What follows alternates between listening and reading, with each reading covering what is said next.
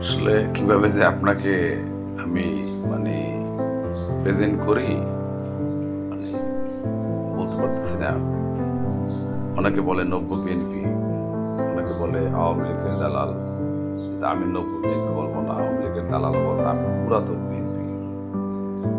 কেননা বেশিরভাগ জায়গায় যাদের বেশি আধিপত্য দেখা যায় তারা হয়তো বা এক সময় বিএনপির ক্ষমতাসীন দলের সময় রাজনীতিতে সক্রিয় ছিলেন, পরবর্তীতে আস্তে আস্তে নিষ্ক্রিয় হয়ে আওয়ামী লীগের সাথে যোগ সাজসে তাদের ব্যবসা বাণিজ্য, চাকরি, পরিবার, সংসার, সামাজিক কার্যক্রমগুলি সুন্দরভাবে পরিচালনা করেছেন। তো 5ই আগস্টের পরে আপনার অর্থনৈতিক সমৃদ্ধি এবং সুন্দর শরীর এবং চকচকে চেহারা নিয়ে আপনি ব্যাপক উদ্যমে আবার দলের হাল ধরতে চেয়েছেন বা ধরেছেন। তো আপনার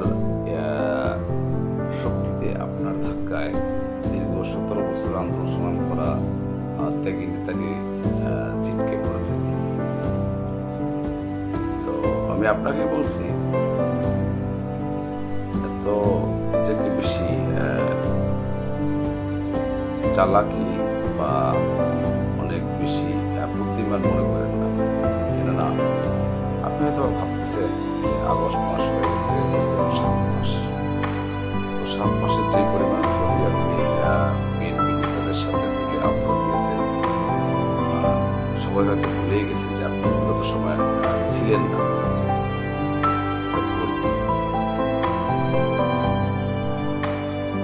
তো একটা সময় আসবে খুব শীঘ্রই, যদি বেশি অতিমাত্রায় আপনি বাড়াবাড়ি করেন, আপনার অবস্থানটা এমন হবে যে আপনি পালিয়ে যাওয়ার জায়গা পাবেন না।